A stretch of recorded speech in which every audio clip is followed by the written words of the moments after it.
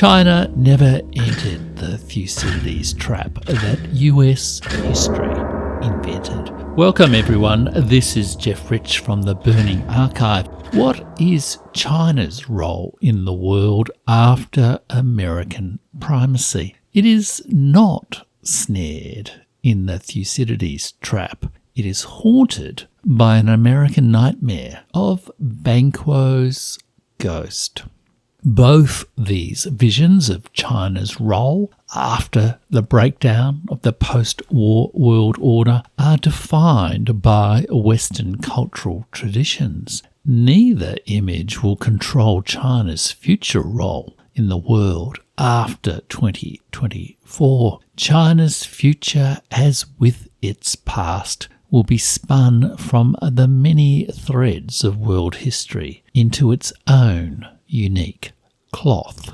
China and the Thucydides Trap. The Thucydides Trap was defined by Graham Allison in Destined for War. Can America and China escape Thucydides Trap? 2017. It has become the governing metaphor for the Western foreign policy community's account of China's rise from ruins to prosperity in the post-1945 world order. Allison defined the metaphor so, and I quote from Thucydides Trap, from Destined for War, as a rapidly ascending China challenges America's accustomed predominance, these two nations risk falling into a deadly trap, first identified by the ancient Greek historian Thucydides. Writing about a war that devastated the two leading city-states of classical Greece 2.5 millennia ago, he explained it was the rise of Athens and the fear is italicized, that this instilled in Sparta that made war inevitable. Whether Thucydides was correct in this interpretation mattered little to Allison, let alone the thousands of geopolitics analysts and strategists who adopted this loosely stated maxim of a failed Greek general. Allison read Thucydides as historical scripture because he was in the business of myth-making about American hegemony.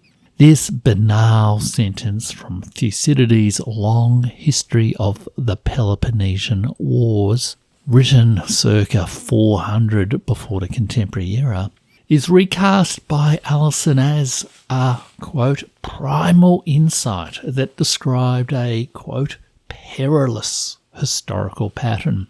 Allison sounded the alarm to the power elite whom he had long courted. The USA must take difficult and painful actions to avert war with China, tactically and strategically, to contain, quote, a rising power that threatens to displace a ruling power. The success of the idea of the Thucydides Trap did not spring from truth or historical insight into the conflict of two ancient city-states which had populations estimated in the range of current-day Waco and Pittsburgh. It sprang from the anxiety, the threat of a rising power, and the American myth that it was the democratic ruling power that shaped the post-war world order. The USA was the contemporary reincarnation of Athens. Allison so restated a long tradition of American and British history, which interpreted America's rise in the post-1945 world through fables of classical Greek and Roman imperial and republican history. But now the threat was not Sparta, it was not communism, it was China. Despite its success, Destined for War, Can America and China Escape Thucydides Trap, is poor history. Its account of the post-1945 world order is full of the standard American cliches and has none of the insights of the rise and fall of global empires presented by John Darwin in After Tamerlane. Allison's book is also shoddy world history. He claimed to have established a database or case file to support his conclusions. The case files are shown below with an image of Appendix 1 of Destined for War, the Thucydides Trap case file, which lists the actual cases that he refers to justify his argument. You can read it all if you subscribe to my Substack. The case files are shown below. A brief scan shows the Euro-Atlantic bias. A reader of John Darwin After Tamerlane, The Rise and Fall of Global Empires immediately detects this iconic book of international relations to be junk history. Moreover, as George Yeo, former Foreign Minister of Singapore, points out, Allison's primal insight into history came from deep ignorance of the history of Asia and the state he feared, China. Quoting Yeo's recent comments in an interview, a televised interview or YouTube interview, if China were like the old Soviet Union, then such a fear is warranted. Then the lessons of the Peloponnesian War, the Thucydides Trap, becomes relevant. But China is in fact of a different nature. And while understanding the Greeks gives one an important window into the evolution of Western society, the understanding of East Asian society requires a different window, and it is a window into the rise and fall of China. And there's a link to his remarks in the post. China never entered the Thucydides trap. Its history and traditions of statecraft are different. The Western strategic imagination has trapped itself in this fallacious, perilous historical projection.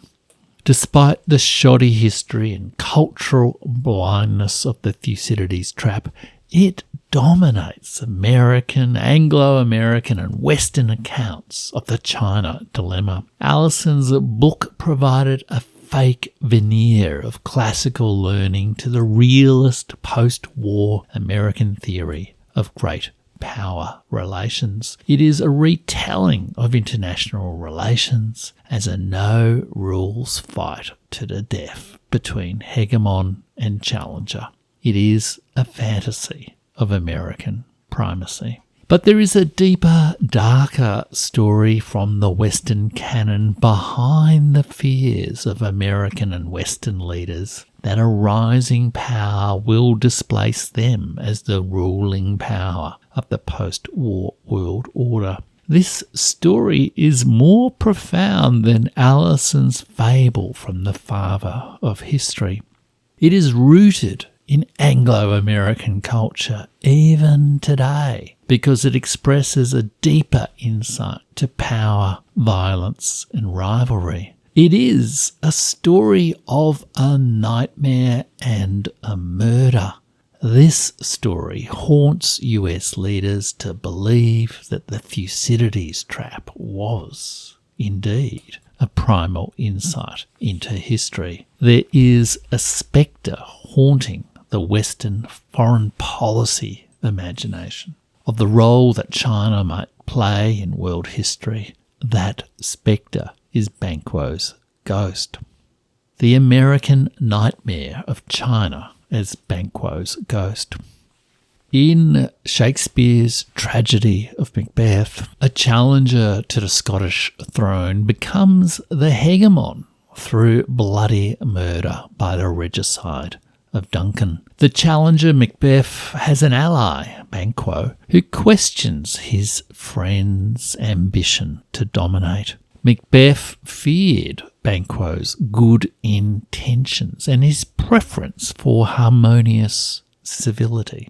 Quoting from Macbeth, and this is part of a speech by Macbeth in the play, "Our fears in Banquo stick deep, and in his royalty of nature reigns that which would be feared. 'Tis much he dares, and to that dauntless temper of his mind he hath a wisdom that doth guide his valour to act in safety. There is none but he whose being I do fear, and under him my genius is rebuked, as it is said Mark Antony's was by Caesar." Macbeth killed his king, Duncan. Fear of a life without hegemony then drove Macbeth to murder again, this time his ally, Banquo. At a banquet celebrating Macbeth's new world order, however, Banquo returns as a ghost. Macbeth fears the dead have come to push us from our stools. The ghost inspires fear and madness as much as guilt and remorse. Shocked by the appearance of Banquo, Macbeth speaks, "Approach thou like the rugged Russian bear, the armed rhinoceros, or the Hircan tiger." And in the post I have a little note explaining that the Hircan tiger is referring to tigers from Hyrcania, the region near Iran and Turkmenistan. "Approach thou like the rugged Russian bear, the armed rhinoceros, or the Hircan tiger. Take any shape but that," referring, of course, to Banquo's ghost, "and my firm nerves shall never tremble. Hence, horrible shadow, unreal mockery, hence." When Joe Biden or Donald Trump or countless think tanks and journalists in the Western media summon the threat of China, they do not use language with Shakespeare's skill. They talk of pacing challenges, strategic competition, autocracies, or the slogans like "Red Threat" or "Take down the CCP. But they are driven mad by the same fear. The rebuke to their genius spurs a fear that a rival will displace them from their stools. They are engulfed in madness because they cannot admit that they have wronged China. The USA-led post-1945 world order's relationship to China is the same as Macbeth's victory banquet's relationship to Banquo's ghost. When American leaders praised the liberal rules-based order, the world order which they shaped through endless war and murder since 1945, they resemble Macbeth at his banquet celebrating his blood-stained kingship. Like Banquo's ghost, China haunts the US leaders whose consciences cannot suppress the memory of their crime. China was the wartime friend that became, in Rana Mitter's term, the forgotten ally that the West wronged. And that comes from Rana Mitter, Forgotten Ally, China's World War II, 1937 to 1945.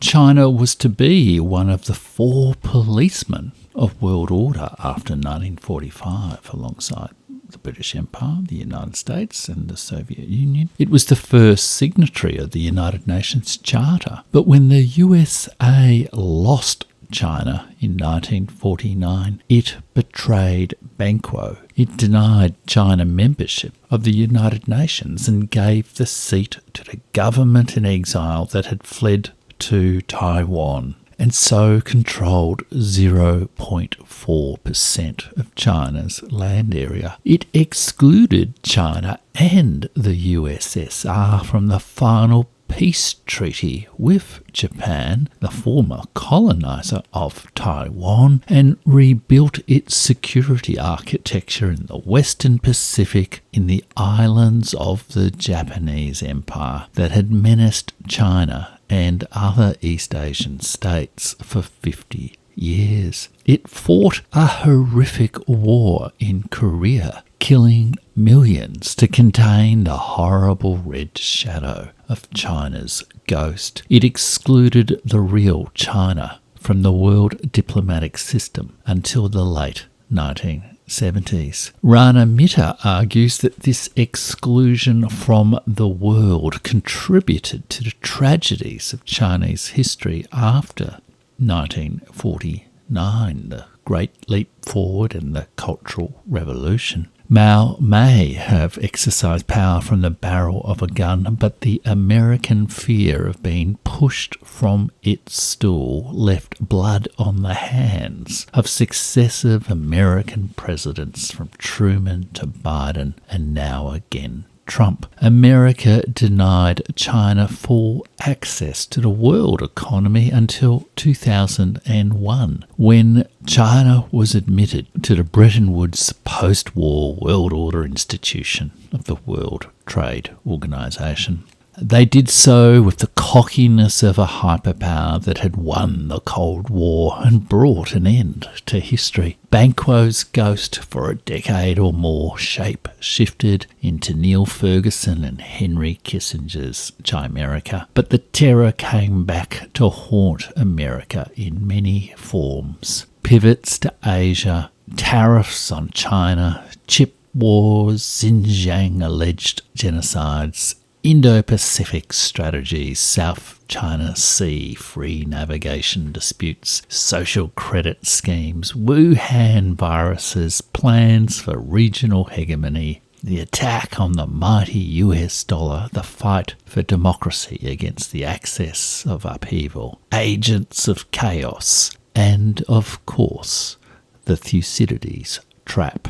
The Thucydides Trap and John Mearsheimer's anti-China realism are both screen stories in a psychoanalytical sense of a self-justifying memory that conceals a more traumatic primal insight. They both cover the American terror that the USA will be displaced as global hegemon. They disclose guilt for past wrongs. They expose wounds of regret. The Americans scrambled for power in the 20th century over the dead bodies of tens of millions of Eurasians. Its greatness rose on the back of its betrayed ally, who had a dauntless temper of mind and wisdom that doth guide his valour to act in safety. These pricks of conscience fuel hate for the great state of China that the USA has wronged. Dostoevsky wrote that we hate those whom we have wronged. So it is for America.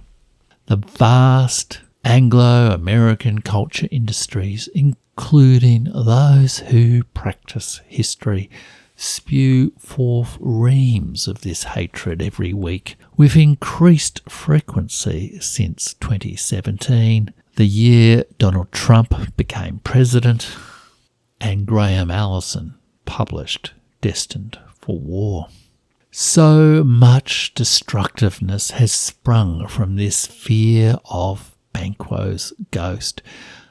Biden's failed chip war, Trump's tariff bluff, and even a reckless threat to stymie the flow of oil from Iran are among the looming carnage that American terror has brought to the world. The tragedy is, alas, ghosts are not real. The threat of China taking over the world is a figment of the Western strategic imagination.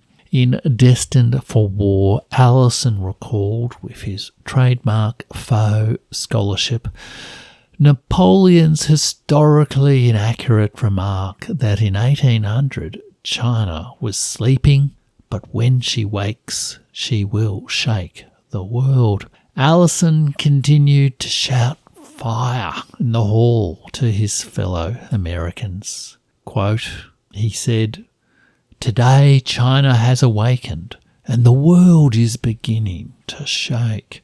Allison was wrong. China never slept. History never does. America never slayed her despite all its plans. Banquo's ghost was never there. It is time for the USA to wake from its long nightmare of losing China, to reimagine the history of China in the world and to support the development of peace and prosperity across the world. We need a different vision of Chinese history in the world. We may even have to turn to Chinese literature, not the Western classics. We might have to listen to the stories of the past written and told by Chinese people, not Anglo-American academics, let alone the national security community. Even the best Western histories of China in the world still suffer from the distemper that comes when we imagine China as Banquo's ghost at the glorious banquet of the end of history. Especially in the Anglo-American Academy, histories of China are still written in the stifling intellectual conditions of Cold War, even if it is Neil Ferguson's beloved Cold War too. But I am on the search for better histories of China, not haunted by this American spectre and not obscured by the London fog of imperial nostalgia. I do not know enough Chinese history and have no Chinese language skills, but I am still searching and sharing my discoveries with you. I have shared some discoveries from my search over the last 2 years on the Burning Archive, including, and there are links to all of these articles in the Substack post if you're listening on a podcast or YouTube, jeffrich.substack.com. It's free to subscribe, and you can also become a paid subscriber for $8 US a month or $80 US a year. The articles include Red Memory, Dread Trauma, my review of journalist Tanya Brannigan's account in Red Memory, Remembering and Forgetting China's Cultural Revolution, of the memories of the Chinese Cultural Revolution. My wonderful interview with historian of Chinese Australians Sophie Loy Wilson, and my reflections how to mend our broken Asian heart, Sophie Wilson, on China, Australia and generosity in history. My reflections on James Curran's history of the Australia-China relationship since 1945. My discussion on the Duran of AUKUS and Australia-China relationships. My interview with Warwick Powell, how Australia, China and Asia can live together in a multipolar world. My interview, how defence and diplomacy can avoid a US-China war in Asia, a conversation with Sam Roggeveen of the Lowy Institute. My reflection, how did multicultural Australia misread the multipolar world, prompted by these 3 interviews. And my pieces on the 2 Chinese winners of the Nobel Prize in Literature in the Nobel Archive. Yes, 1 in 60 of the prizes to this great culture. Through these writings, I have reflected on my idea that since 1970 and its attitudes to China, Australia has overvalued trade and undervalued culture. How complex, close and long-standing Australia-China relationships have been too much about money and not enough about shared meaning. In writing this week's piece, I have come to realise even more profoundly how the soft curves of culture through the American nightmare image of China as Banquo's ghost, shape the tough guys of hard geopolitics. Truly, culture is upriver from geopolitics.